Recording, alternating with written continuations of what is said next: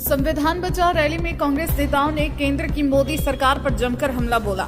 राष्ट्रीय महिला कांग्रेस की अध्यक्षा अलका लांबा ने अपने चिर परिचित तल्ख अंदाज में मोदी सरकार को निशाने पर लेते हुए कहा कि संविधान को बदलने की बात करने वाले मोदी जी अब अपने ही निर्णय से पलट रहे हैं। इसका श्रेय कांग्रेस और हमारे नेता राहुल गांधी को जाता है, जिन्होंने गांव की पगडंडियों से शहर और सड़क से लेकर सदन तक जन सरोकार के मुद्दों को प्रमुखता से उठाया और बीजेपी सरकार को घुटने टेकने को मजबूर किया।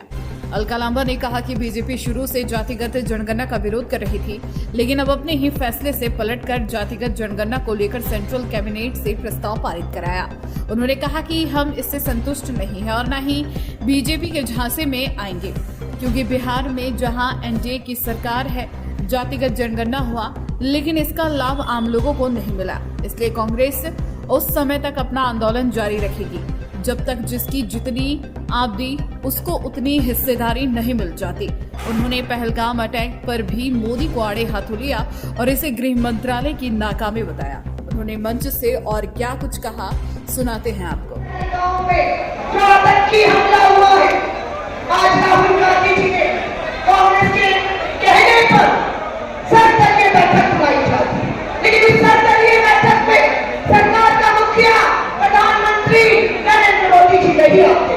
प्रधानमंत्री नरेंद्र मोदी जी कश्मीर में नहीं जाते। प्रधानमंत्री नरेंद्र मोदी जी जिन घायल हुए उनको मिलने नहीं जाते। प्रधानमंत्री जी जिन्होंने जाने वाला जिनके परिवारों को मिलने अगर कोई गया तो उसका नाम राहुल गांधी है।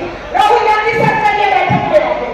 राहुल गांधी कांग्रेस वर्किंग कमेटी की बैठक महिला खड़गे जी के नेतृत्व में हम लोग करते हैं। राहुल गांधी जी कहीं गांव जाते हैं। राहुल गांधी जी कानपुर में उस शहीद की विधवा को मिलने जाते हैं। राहुल गांधी जी आज इस समय हरियाणा के लेफ्टिनेंट नरवार जो शहीद हुए उनके परिवार को मिलने गए हैं। लेकिन मोदी जी आप राजनीतिक रोटियां सेक रहे हैं।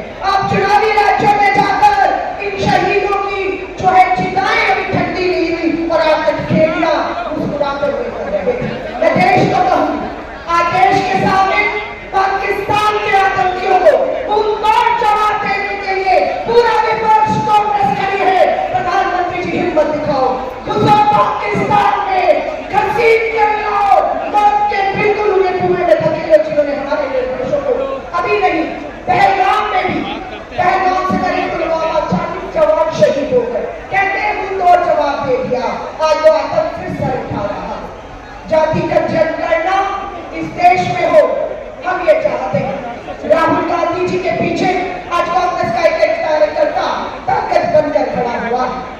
आज जाति जनगणना हो, यही तक नहीं रुकना। जाति जनगणना बिहार में हो गई है, लेकिन किताबों में बंद है। हमारे पास तेलंगाना सरकार हमारी जाति जनगणना ये नहीं करवाई। उससे आगे बढ़कर जिसकी जितनी आबादी दलित, आदिवासी, हमारी आपकी पिछड़ा वर्ग ओबीसी, अल्पसंख्यकों को अधिकार भी देना तेलंगाना की कांग्रेस सरकार ने शुरू कर दिया। तो हमारी मांगे क्या है जाति जनगणना को लेकर? यहाँ पर आए कांग्रेस के एक सिपाही को जानना होगा।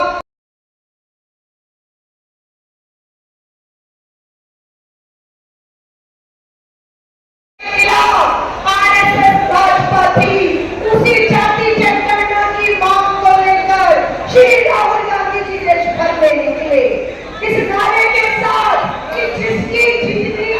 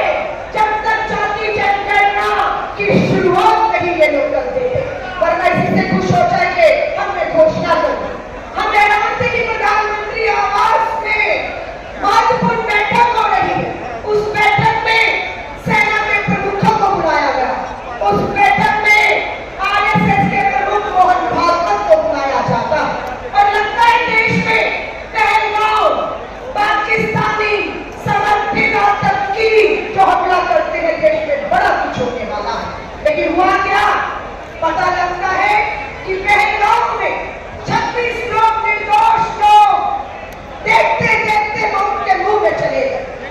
ये सरकार उन आतंकी का